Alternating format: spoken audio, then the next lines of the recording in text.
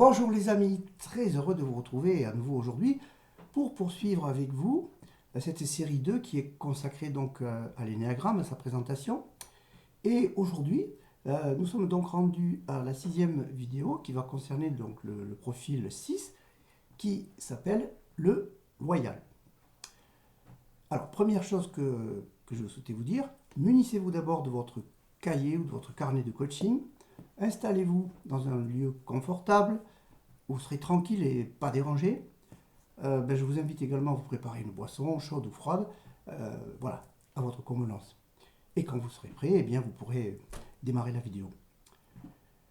Alors donc aujourd'hui, je disais, nous allons travailler sur le profil 6, donc le loyal. Alors ce profil est dans la triade 5, 6, 7.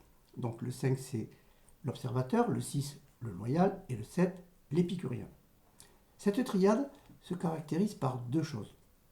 D'abord, le mode d'entrée en relation, en communication avec l'environnement ou avec les personnes, c'est le mental.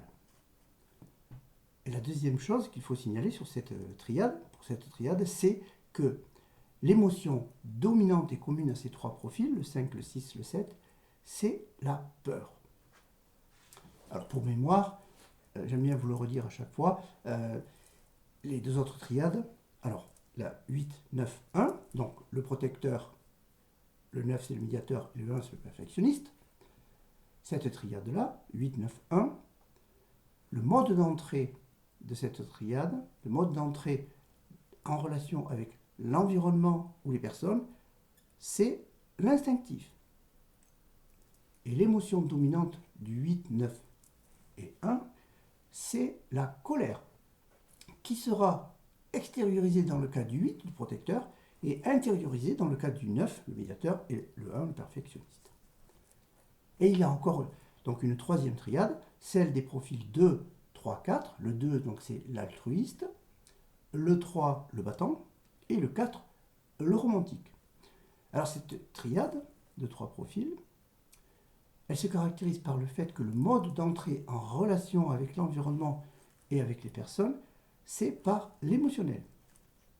Et l'émotion qui est dominante et commune à ces trois profils, le 2, 3, 4, c'est l'émotion de la tristesse. Voilà, petit rappel que je souhaitais faire, pour que tout soit bien clair pour vous. Je reviens donc au profil 6, donc le loyal. Alors, lui, donc il est dans cette triade 5, 6, 7, on vient de le voir, et lui donc, le 6, il est situé donc entre le 5 et le 7. Ce sont les contacts ou les ailes qu'il a à sa droite et à sa gauche. Alors, le 5, on l'a envisagé lors de la dernière vidéo que je vous ai présentée. Donc, le 5, c'est l'observateur. Donc, son mode préféré, c'est quand même le retrait, parce que c'est une personne qui a besoin, la personne qui a le profil 5 a besoin de se sentir en sécurité, donc elle a tendance à se mettre en retrait. Le 6 a aussi ce besoin de sécurité, on va y revenir dans un instant. Et il y a donc le 7 à côté, qui est l'épicurien, et qui lui est plus dans l'action, le dynamisme, et qui déteste tout ce qui est situation d'enfermement. Alors le 6 concerne les personnes qui ont effectivement un besoin de sécurité qui est plus. Ce sont des personnes effectivement dont le moteur est le doute, qui peut être tantôt positif, tantôt négatif. Il sera positif et deviendra à ce moment-là de la vigilance, mais quand il sera sur le versant négatif, là il sera plutôt sur la phobie par exemple. Donc, quand il est dans la phobie, le profil 6, le loyal, ça peut être plutôt compliqué pour lui. Alors, on reviendra aussi sur cet élément, mais il faut savoir que le 6, donc l'émotion dominante, on l'a vu, c'est la peur, mais il est aussi à même d'être extrêmement courageux. C'est ce profil d'ailleurs, c'est dans ce profil qu'on trouve les personnes qui pratiquent des sports extrêmes. Alors ça peut paraître curieux, puisqu'on a dit qu'ils étaient avec une émotion dominante de la peur. Eh bien, contrairement à ce qu'on peut penser, c'est dans ce profil 6 qu'on trouve les personnes qui pratique les sports extrêmes, donc avec un danger avéré. Effectivement, c'est très certainement pour pouvoir traverser la peur initiale. Et la peur n'évite pas le danger, comme vous le savez. Donc, je disais, vigilance, doute, qui peut être négatif ou positif. Et le nom de loyal, il est lié au fait que ces personnes ont besoin de reconnaître l'autorité. Quand ils sont dans une situation avec une hiérarchie au-dessus d'eux, ils ont besoin que l'autorité soit pour eux, pour elles, légitime, qu'ils la reconnaissent. Et en ce cas, ils seront loyaux à l'autorité. A l'inverse, si l'autorité se montre défaillante, pas fiable, eh bien, dans ce cas-là, le 6 peut s'autoriser à se faire son droit de retrait et mettre en question, contester l'autorité, puisqu'il a besoin de la reconnaître. Et si à un moment donné, il ne la reconnaît pas, pour telle ou telle raison, eh bien, ça peut aller au conflit, et il peut pas devenir déloyal, mais il peut retirer sa loyauté. C'est un petit peu différent. En tout cas, il a besoin d'avoir confiance, puisqu'il est loyal, et il a besoin que les gens soient fiables. Ça, c'est retenez bien ce mot-là. Le loyal a besoin d'être en contact avec des personnes qui sont fiables, des personnes en qui il peut avoir confiance. Il ou elle, pardon, peut avoir confiance. Si la confiance disparaît, ça devient compliqué. Voilà les grandes caractéristiques de ce profil.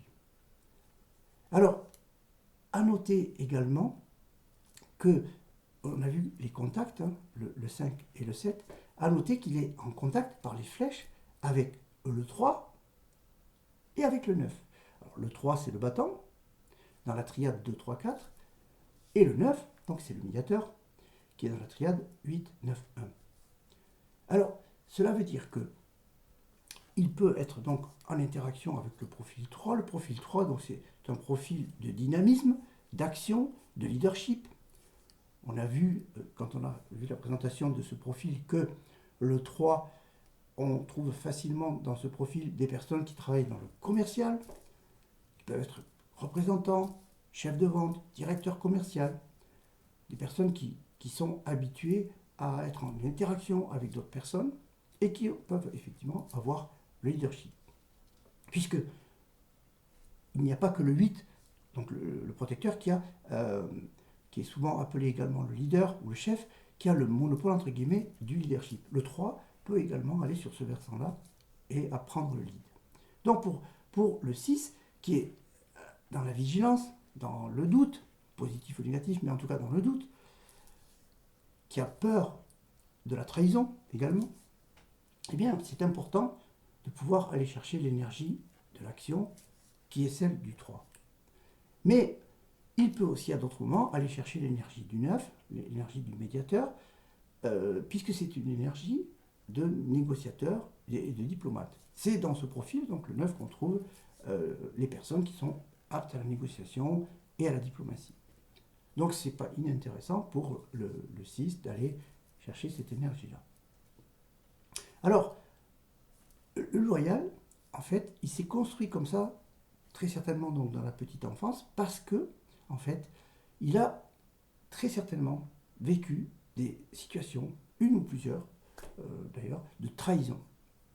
Et du coup, il en a tiré la conclusion, la croyance, que les gens ne sont pas forcément fiables et que donc il faut être méfiant, vigilant, circonspect.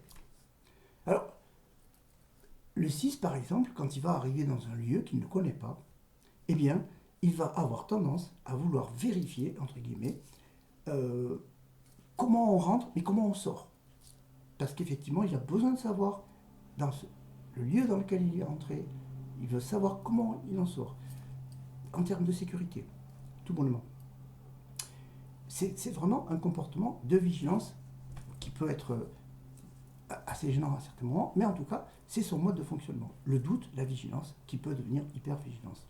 Donc, je disais que, très certainement, dans sa petite enfance, il a vécu des situations de trahison par des adultes, les parents ou d'autres personnes, hein, mais qui ont abusé de sa confiance, qui l'ont trahi. Et cette blessure de trahison est à l'origine directe de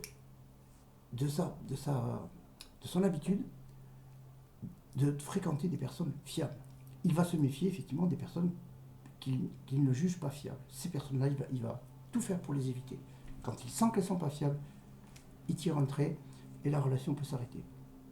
S'il sent par contre qu'il peut vous faire confiance, il va installer la confiance et là, ça peut mieux se passer. Mais attention, il vaut mieux éviter de lui faire des sales coups parce que il a une bonne mémoire et là, ça sera compliqué après pour vous dans la relation. La relation certainement s'arrêtera.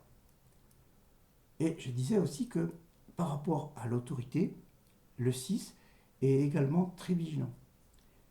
Il est loyal, mais il peut retirer sa loyauté et exercer son droit de retrait s'il ne reconnaît plus l'autorité. Ce côté fiabilité peut être effectivement très intéressant pour des projets où on a besoin de baliser, par exemple des grands projets où il peut y avoir des facteurs de risque. Eh bien, si dans l'équipe projet, c'est un exemple que je peux vous partager avec vous, dans une équipe projet, s'il y a des personnes, une ou plusieurs personnes avec ce profil 6, ça peut être intéressant parce que ce sont des personnes qui vont pointer, signaler les points de vigilance. Ils vont dire attention, soyons prudents sur ce sujet-là, attention, etc. Vous voyez. Donc, ils vont être utiles dans cette démarche projet parce qu'ils vont attirer l'attention sur ce qu'il faut veiller de faire pour sécuriser le projet. Ce côté sécurisation d'un projet permet d'associer effectivement des personnes qui ont le profil 6, ce profil loyal et donc prudent, pourrait-on dire.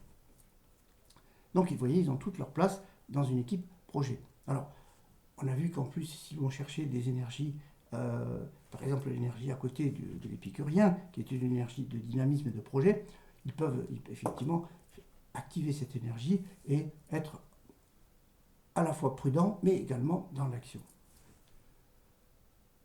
Alors, vous voyez que ce profil est très intéressant, d'autant plus que, comme je disais aussi, c'est dans ce profil qu'on trouve les personnes qui pratiquent des sports extrêmes, où il y a un réel danger de vie ou de mort. Ça peut être courir dans des courses automobiles, faire des choses comme du deltaplane, enfin des choses qui peuvent être à risque en tout cas, et ils aiment effectivement se confronter à des challenges. C'est en tout cas une partie des 6 peut être attirée par ces sports extrêmes. Donc il m'est arrivé d'accompagner des personnes qui avaient ce profil 6 et effectivement elles avaient cette adrénaline du challenge et c'était assez intéressant parce que l'émotion dominante, on a vu, c'est la peur, mais il n'empêche que on les retrouve en position de sportifs qui pratiquent des sports extrêmes. Donc c'est tout à fait intéressant. En tout cas, une bonne partie pratique ce type de sport extrême. Alors qu'est-ce que je pourrais ajouter d'autre? Effectivement, que ce profil-là, vu son positionnement, vous voyez, la configuration est intéressante, comme tous les autres profils d'ailleurs, puisque il y a donc le 6, le 7 à côté, le 5 à côté également, et le 3 et le 9. Donc ça fait une configuration, le profil de base, le 6 et 4 autres profils, qui est quand même particulièrement intéressante et qui lui permet effectivement de pouvoir naviguer suivant les situations et en fonction des personnes avec qui il est en relation. Alors, comme d'habitude, moi je vous invite vraiment à prendre le temps de bien appréhender l'énéagramme, puisque c'est vraiment un outil qui est très, très subtil, très pertinent, très complet, à la fois simple et complexe, je dirais, puisque bon, il y a 9 profils, mais bien les connaître, ça demande du temps. C'est intéressant pour vous en tant que personne qui veut se connaître, qui veut connaître les autres, mais c'est aussi intéressant pour des parents, par exemple, quand ils ont 3 enfants et qu'ils ne comprennent pas toujours les différences entre ces 3 enfants, eh bien, probablement que ces 3 enfants ont un profil d'énéagramme différent. Et effectivement, s'il y en a un qui a le profil 5, l'autre qui a le profil 6 et le troisième qui a le profil 1 par exemple, eh bien, ils ne vont pas fonctionner de la même manière. Et ce n'est pas simplement une histoire de caractère, c'est aussi une histoire de fonctionnement qui est liée à la petite enfance, comment ils se sont développés, comment ils sont arrivés à avoir ces profils-là. Donc c'est intéressant. J'ai d'ailleurs récemment donné les références d'un ouvrage à une cliente concernant les parents qui veulent mieux comprendre leurs enfants avec l'énéagramme. Donc, prenez le temps de l'appréhender. Vous pouvez aussi regarder des vidéos. Il y a beaucoup de vidéos sur l'énéagramme. Alors, personnellement, moi, je suis plutôt dans l'école, entre guillemets, Hélène Palmer. Donc, c'est vraiment une pointure par rapport à l'énéagramme. Alors, c'est l'énéagramme qu'on appelle l'énéagramme tradition orale. Mais vous verrez sur Internet, hein, si vous faites des recherches, qu'il y a différentes approches. Alors, le point commun, c'est que l'énéagramme est toujours présenté comme un diagramme avec un cercle, un triangle qui est au milieu, et puis ces flèches directionnelles qui le traversent. Et il est toujours présenté pareil. Après, il peut y avoir des différences d'appellation, suivant certaines écoles. Donc moi, je me base sur l'approche de Hélène Palmer.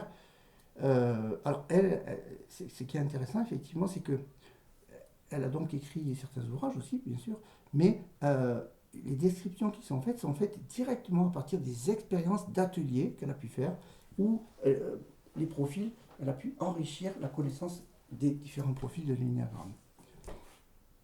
Alors, à titre personnel, dans mes accompagnements, en amont, on passe toujours par la case énéagramme. Systématiquement, je le propose et on fait un débriefing, ce qui fait que la personne sait, après le débriefing, quel est son profil, et à partir de là, on connaît les grandes lignes de son fonctionnement, que ce soit en stress ou sans stress. Parce que quand la personne est bien, évolue bien, chaque profil est bon dans l'énéagramme. Par contre, effectivement, dès que le stress s'installe, quel que soit le profil, il va y avoir des bugs, des dysfonctionnements, c'est bien normal. Et donc le 6, effectivement, quand il fonctionne bien, il peut ressentir effectivement la loyauté, la confiance, se sentir en sécurité. Là, tout va bien. Effectivement, ça veut dire que tous les feux sont au vert, tous les paramètres sont au vert. Donc tout va bien à ce moment-là. Donc je vous disais que moi, ça me sert de démarrage, on va dire, de démarreur. Hein, et après, ça nous donne des indications et ça peut aider, faciliter l'accompagnement après la séance, on va dire, qui permet de faire ce débriefing. Voilà ce que je voulais vous dire sur ce profil 6 qui est, comme les autres, très intéressant, à la fois très simple et très complexe, comme je le disais. Et voilà, donc la prochaine vidéo, donc, nous aborderons le profil 7, l'épicurien. Alors, concernant cette vidéo que vous venez de voir, eh bien, si vous l'avez aimée, n'hésitez pas à liker, à partager, à vous abonner si ce n'est pas encore le cas, et également faire abonner d'autres personnes, puisque je considère que faire connaître l'énéagramme, c'est une bonne chose, puisque c'est vraiment un outil très pertinent pour se connaître et connaître les autres, vraiment, que ce soit dans le domaine personnel ou dans le domaine professionnel, peu importe. En tout cas, c'est vraiment un des outils les plus fins à ma connaissance. Il y en a d'autres, hein, bien sûr, mais en tout cas, l'énéagramme est vraiment très subtil et très fin. Voilà, je vous dis à très bientôt pour une prochaine vidéo. Ciao!